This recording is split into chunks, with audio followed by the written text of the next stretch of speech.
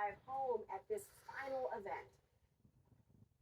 Well, Laura, there are 19 reasons why Vice President Harris is ending her campaign here. Of course, those 19 electoral votes, the biggest battleground prize of all. She's been traveling across the Commonwealth of Pennsylvania all day long.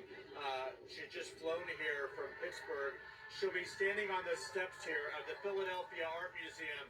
They may be familiar to many of our viewers from the Rocky Steps. Of course, that is a movie. This is real life. But Vice President Harris, in her address tonight, I'm told, will urge her supporters to work one more day, fight one more day, and then turn the page. There is a sign that is above her crowd here that says, "A president for all." Those four words simply sum up her closing message. This has been a long campaign, really 105 days, so short by modern standards, but certainly divisive. But in the final hours of this race, Vice President Harris has been saying that she will be indeed a president for all. She's not been mentioning Donald Trump's name at all. I'm told she will not do so again tonight. But there is not overconfidence in the Harris campaign. One advisor tells me overconfidence loses elections. The reality is that more than half of the electorate here in Pennsylvania will be voting tomorrow at the polls. That means that this is a hard scrabble fight between the Harris campaign and the Trump campaign to turn out their supporters. So she'll be addressing the crowd here with a bit of help from Lady Gaga and some other star power. But again, her message is one more day of work. This campaign is not yet over. Laura? And Jeff, she is not expected to talk about Donald Trump in the same way that she has over this past several weeks.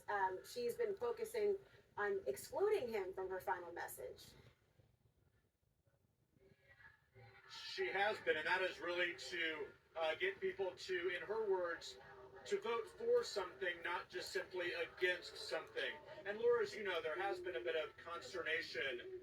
Is she focusing too much on Donald Trump? Is she spending too much time calling him a fascist and other things? But tonight, and in really the closing hours and a few days, she has been focusing on turning the page. So she will be talking about that again here tonight. Laura, I can tell you, we were at a rally 8 years ago here in Philadelphia with Hillary Clinton. She thought that she was on the cusp of making history.